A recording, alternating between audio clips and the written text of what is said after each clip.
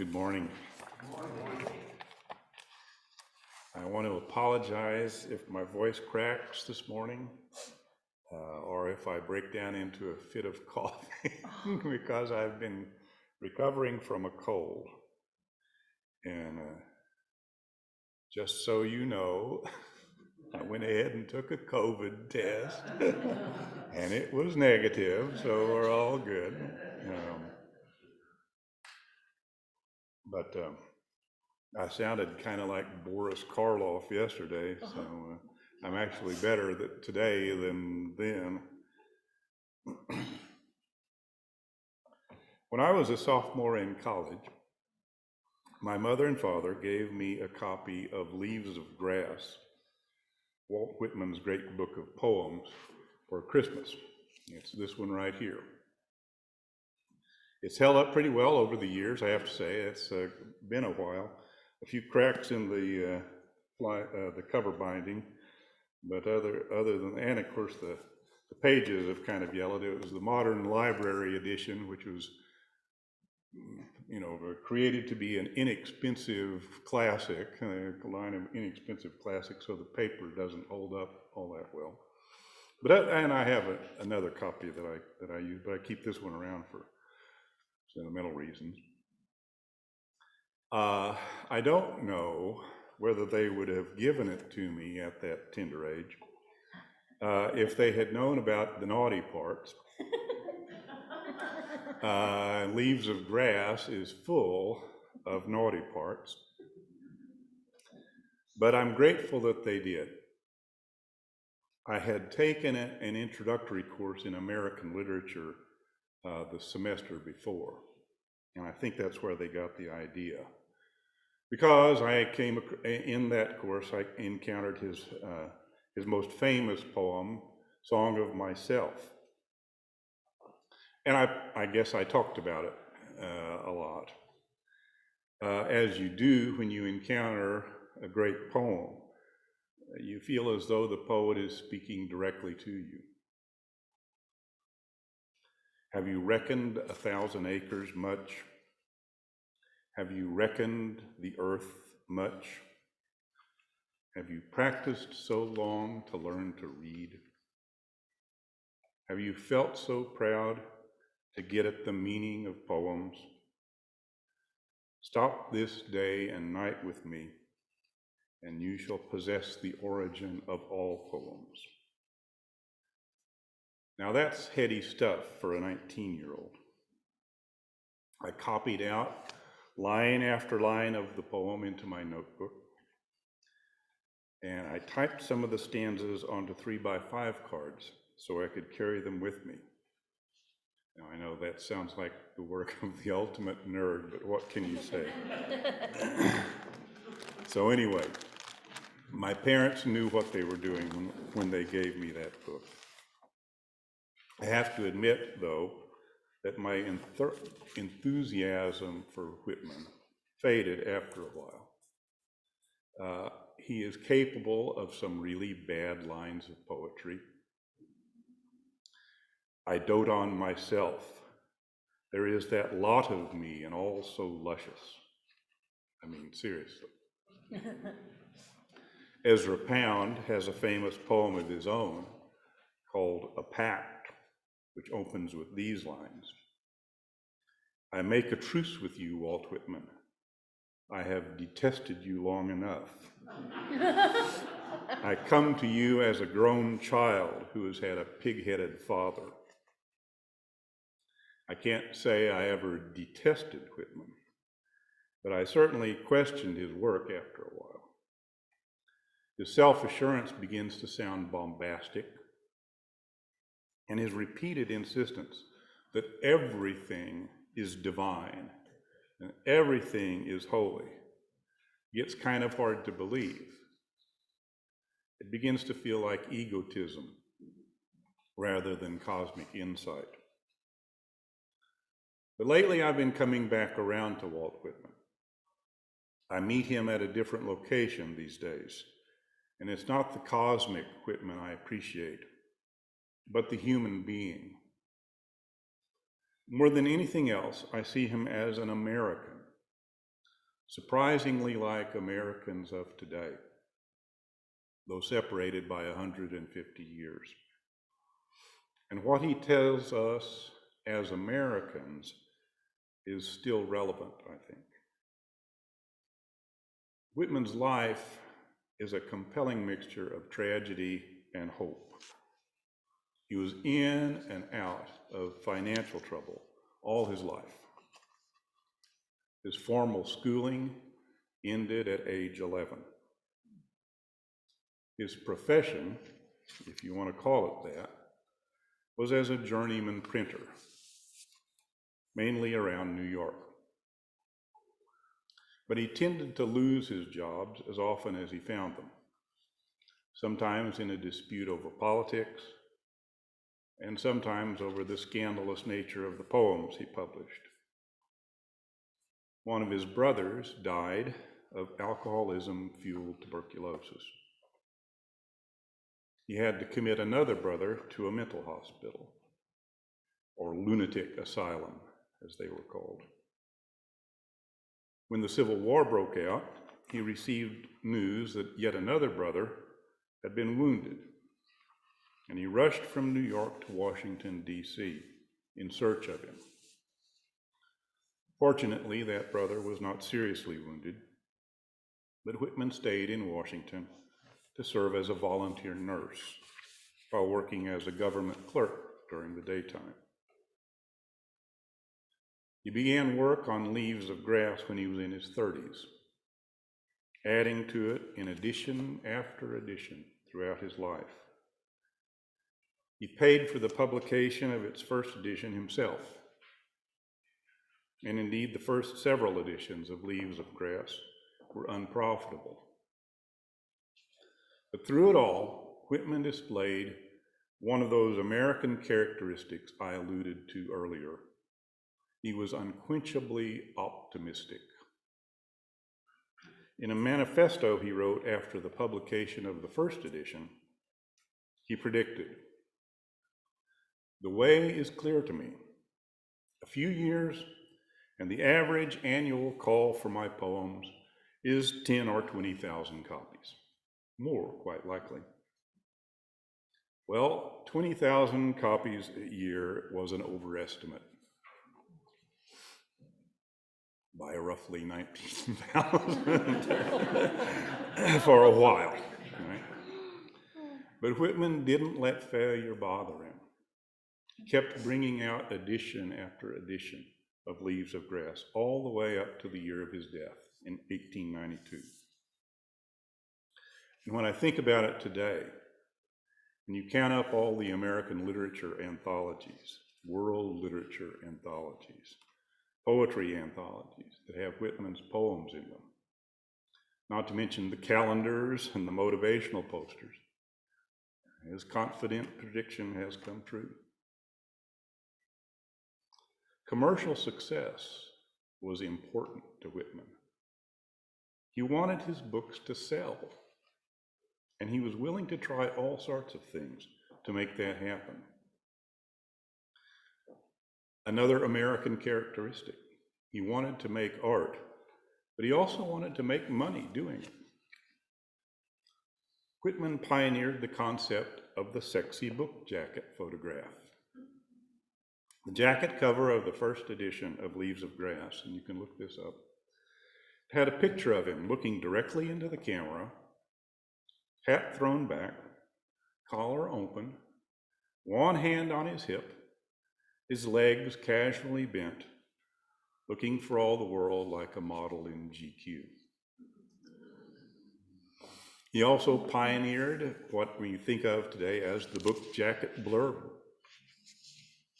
When Ralph Waldo Emerson sent him a letter congratulating him on the publication of the book, he reprinted it in the next edition and had some of the most positive remarks glued onto the spine, blurb fashion, in gold lettering, so that a bookstore browser couldn't possibly miss them. He did this without asking permission from Mr. Emerson too, by the way. And when some of the New York newspapers didn't commission anyone to review the book, Whitman wrote some himself, and he sent them in anonymously. Needless to say, they were quite flattering.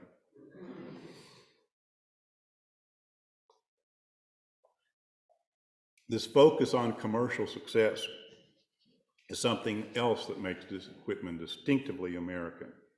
This is a country in which the expression, "If you're so smart, why aren't you rich?" is commonplace. But in addition to being caught up in America's great commercial machinery, Whitman also recognized its ability to warp all other aspects of social life. Here are some comments he made in his other great masterwork, Democratic Vistas, in the late 1860s. He writes, "Never was there perhaps more hollowness at heart than at present, and here in the United States. In business, this all-devouring modern word business, the one sole object is by any means pecuniary gain. The magician's serpent in the fable ate up all the other serpents. And money-making is our magician's serpent, remaining today sole master of the field. It is as if we were somehow endowed with a vast and more thoroughly appointed body, and then left with little or no soul." Such prophetic words from 150 years ago. So Walt Whitman was an incurable optimist who both sought financial success and was wary of its toll. There are two other ways in which I see him speaking to us across the generations. And the first is his individualism. This appears both in his own poetry and in his own behavior. As I mentioned earlier, Whitman was often fired from various jobs. Most of this happened because he was simply unwilling to behave according to the demands of his employer. From the employer's perspective, this comes across as laziness or insubordination. But from his viewpoint, it was more of a question of following his own individual aspirations instead of those that were handed to him. When he was the editor of a daily newspaper in Manhattan, he was fond of taking long, aimless walks through the city at all times of day. On Friday afternoons, he would climb aboard the horse-drawn buses and get up on top, where he would sit next to the driver, taking in the sounds and the sights of the streets. When he was 32, he moved back in with his parents. Sounds somewhat familiar these days. He had a job as a house builder, but he drove his family crazy by loafing away the days, taking long walks, not showing up for meals, and spending hours at the library. In his middle years, he worked as a clerk for the Bureau of Indian Affairs in Washington. He was fired from that job when his boss found a copy of the page proofs of Leaves of Grass on his desk. The boss read a few of the poems and decided that Whitman was a threat to the morality of the department. But Whitman's individualism extended beyond himself. He also loved the individuality of everyone he met, and he was able to project his imagination into the beings of many people he never met. He befriended and was loved by intellectuals and literary people, but also soldiers, streetcar drivers, and street urchins. When Whitman says in his poems that he sees the spark of the divine in everybody, he really means it. There's a great passage in Song of Myself in which Whitman projects himself into the lives of scores of people, from high to low, in a great catalog of humanity. It goes on for pages and pages. I'll just give you a little sample. The bride unrumples her white dress. The minute hand of the clock moves slowly. The opium eater reclines with rigid head and just opened lips. The prostitute draggles her shawl. Her bonnet bobs on her tipsy and pimpled neck. The president, holding a cabinet council, is surrounded by the great secretaries. On the piazza walk three matrons, stately and friendly with twined arms. The crew of the fish smack pack repeated layers of halibut in the hold. And such as it is to be of these, more or less, I am. And of these, one and all, I weave the song of myself. I think today we acknowledge individualism in America through various forms of fake substitutes that conceal its essential absence. Individualism doesn't consist of having a snarky slogan on your t-shirt or being obnoxious to people who are different from you. In fact, I think the essence of individualism is honoring the individuality of those who differ from you in important ways. Otherwise, you're just a conformist under a different name. When Walt Whitman talks about the self in Song of Myself, he's talking about all of us in our own distinct selves and how each of us is precious. It's not a self as in selfie or Instagramming your dinner. It's the self that encompasses all selves. And finally, I think something we can take away from reading Whitman today, as at any time, is his simple joy at being in the world. Whitman is a famously sensual poet, which is what got him fired from jobs and censored and banned from libraries many, many times. Leaves of Grass is rather famously the book that Bill Clinton gave to Monica Lewinsky one Christmas, presumably in an effort to celebrate the naughty parts. But Whitman's sensuality goes way beyond sex. He loves the sight, the smell, the feel, the taste of things. He conveys that love in line after line of poetry that just reminds us how good it is to be alive, to have sensations, to be aware. He's not a poet of intellect. He responds instinctively and emotionally to the things he experiences. Sometimes that emotion begins in repulsion or fear or sadness, but it almost always ends in joy. To return again to Song of Myself. I have said that the soul is not more than the body, and I have said that the body is not more than the soul. And nothing, not God, is greater to one than oneself is. And whoever walks a furlong without sympathy walks to his own funeral, dressed in his shroud. And I or you, pocketless of a dime, may purchase the pick of the earth. And there is no trade or employment, but the young man following it may become a hero. And there is no object so soft, but it makes a hub for the wheeled universe. And I say to any man or woman, let your soul stand, cool and composed, before a million universes. This is a good message for anybody. I think it's especially important for us in America today. Whitman's universal sympathy, his universal embrace of all people. Let me repeat that line. Whoever walks a furlong without sympathy walks to his own funeral, dressed in his shroud. That's a lesson we need to learn over and over again.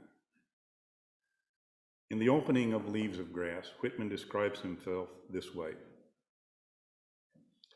Walt Whitman, an American, one of the roughs, a cosmos, disorderly, fleshly and sensual, no sentimentalist, no stander above men or women, or apart from them, no more modest than immodest.